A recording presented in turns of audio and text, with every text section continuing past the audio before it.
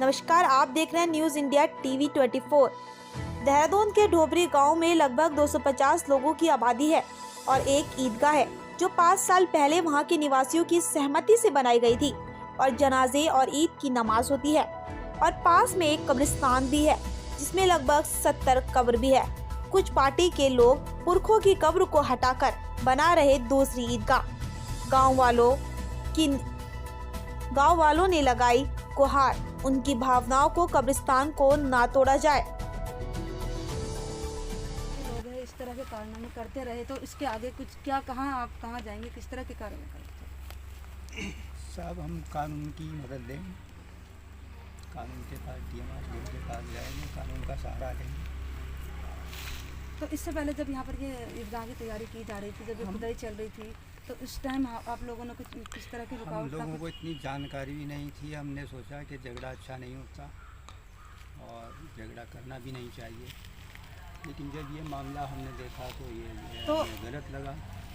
आपस में आप लोगों से बातचीत की गई थी इसको शुरू करने से पहले, ईदगाह बनाने के बारे में? नहीं, इससे आप लोगों को सूचना दी गई थी? जैसे आप यहाँ कोई सूचना नहीं दी गई, कुछ बताया नहीं गया, कुछ नहीं। ये सब उन लोगों तो का कुछ जानकारी है कौन लोग है वो? लोग तो साहब हमारी बस्ती के लोग हैं, हमारे ही भाई बहन हैं। और तो इसके पीछे क्या लगता है आपको, क्या राजनीतियाँ लग रही है, किस तरह की आपको साजिश लग रही है इसमें? शायद ये राजनीति है, ये इनके दिमाग में ये होगा कि भाई हम इन लोगों के साथ न इनको अपने साथ रखना चाहें या ना हम इनके साथ मिलकर कोई कार्य करें। हम लोगों की ऐसी भावना होगी, हम लोगों की ऐसी है। सर, जैसे यहाँ एक ईदगाह पहले ऑलरेडी बनी हुई है, वहाँ लोग नमाज पढ़ते आ रहे हैं लगातार, दूसरी ईदगाह बनाने की बात चली, तो इसमें क्या लग रहा है आपको? तो पहले उन लोगों ने भी इसमें नमाज पढ़ी है और उन्हीं आदमियों के जनाजे जितने हुए उसी में जनाजा नमाज हुई है। हम ये नहीं जानते कि एक साल हो गया, एक साल से उनके दिमाग में क्या पार्टी भूत है या किसने उनको ऐसा उत्साह दे रखा है, और ये हम कुछ नहीं जानते। हम सिर्फ जब भी हम देखते रहे कि भाई यहाँ रास्ता ही बनाया, हमने कहा चलो कोई बात नहीं, सरकारी दीवार तोड़ दी, PWD वाले कोई सरकारी तो क्या आदमी आपको लगता है इसमें किसी बड़ी पार्टी का इन लोगों के सर पे हाथ है? पार्टी वो ये साहब, वो BJP को धमकी देते हैं हमको। आपको धमकी दी? किसका नाम लेकर के धमकी दी है? धमकी देते हैं। अभी मेरा भतीजा बुलाएगा, बोलेगा जब जो है उसको, कल परसों ही धमकी दी। और जो है क्या बोला मतलब धमकी हमें जो है मतलब ये सबसे ज़्यादा ख़राब ये लगा जो हमारे पुरखों हमारे बच्चे या मतलब उनकी जो है कब्रों को ध्वस्त कर दिया गया। हमको ये चीज़ बहुत बुरी लगी। इस वजह से हमको सरकार की मदद लेनी है। आप लोगों से जो रिक्वेस्ट कर रहे हैं, आप हमारी मदद करेंगे और बाकी कुछ नहीं।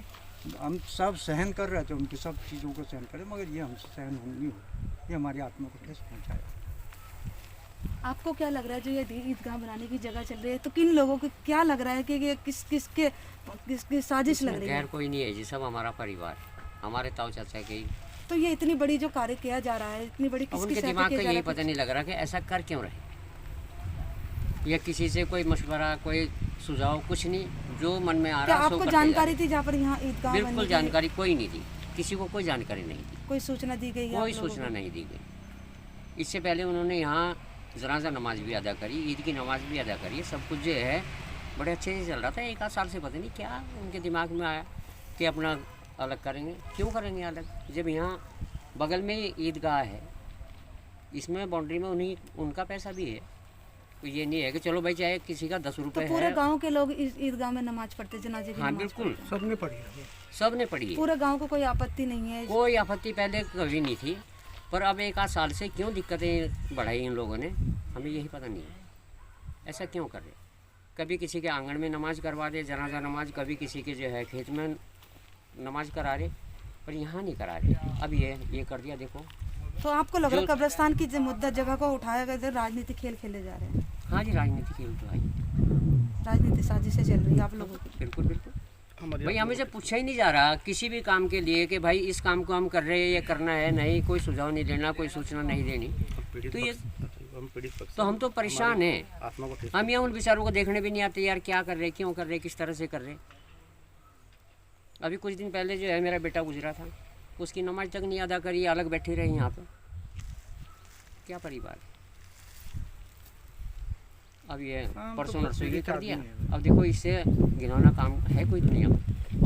कि कोई हमारी भावज है, कोई हमारा चचा सुनने में है। ये आ रहा है उन्होंने जो अपने उनकी फैमिली के कब्रें थी उनको छोड़ के आप लोगों के कब्र पे गाड़ी चलाई है कुछ हाँ देखो, प्लान किया एक गया वो है। छोटी सी खबर है। इसमें क्या लग रहा है आपको कि इसमें भी कोई साजिश है? साजिश ये इधर देखो, ये उनके अपने पक्की कब्र वालिद साहब की खबर है जिसमें प्लेट लगी हुई है, इधर उनके भावज की खबर है। अरे वो क्यों नहीं तोड़ी, सबको हटा दो। तो आप लोगों की कब्र तोड़ दी गई है। हाँ तोड़ दी गई है साहब, ये सामने दिखाई दे रहा है। एक ईदगाह होते हुए भी दूसरी ईदगाह बनाने की बात चल रही है कब्रिस्तान की जगह में।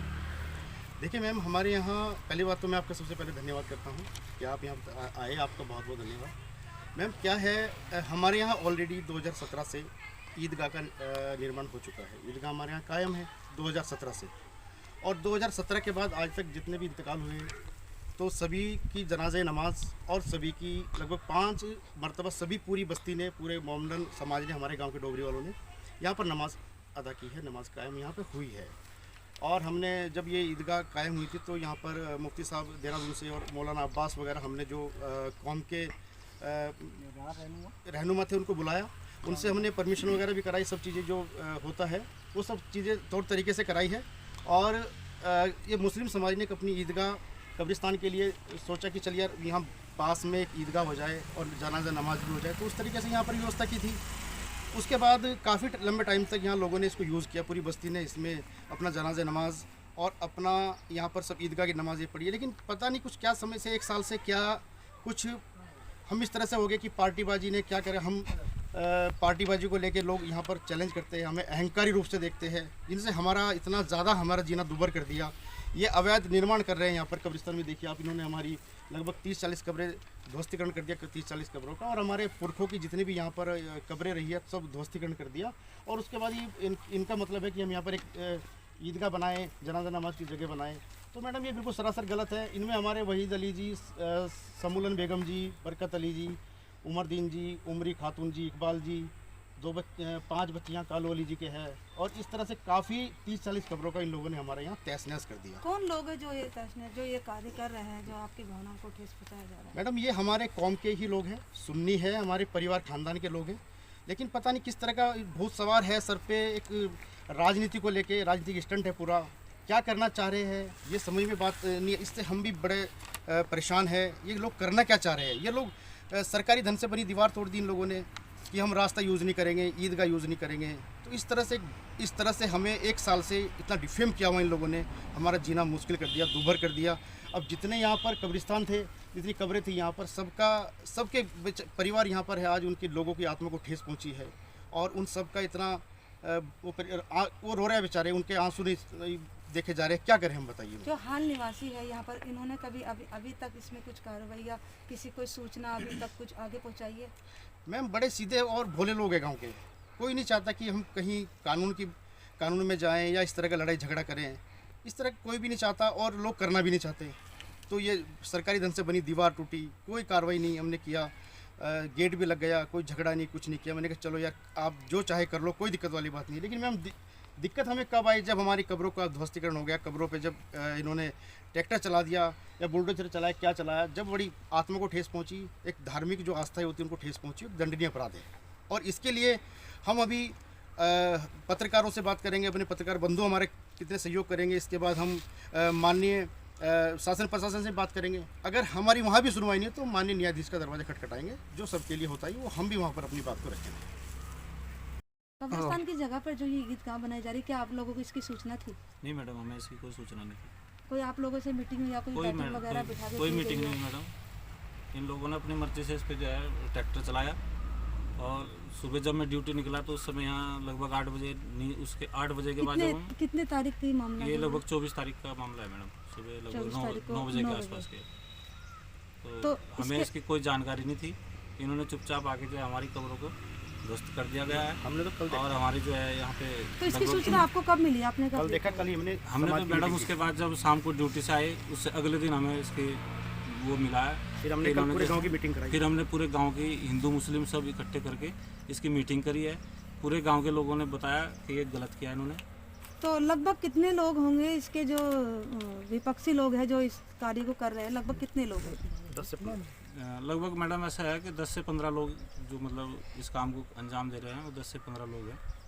और वो जो है मतलब जो है बोलता है कि हम तो भाई करेंगे और हम इस पर जो है नमाज पढ़ने के लिए वो बनाएंगे, ईदगाह बनाएंगे इसको। तो आपको क्या लगता है ऐसा क्या कारण है जो पहले ऑलरेडी यहाँ पर ईदगाह होते हुए भी दूसरी ईदगाह बनाने की बात चल रही है? मैडम इस बारे में तो हम नहीं कुछ भी बता सकते, उनके मन में क्या है, वो क्या चाहते हैं।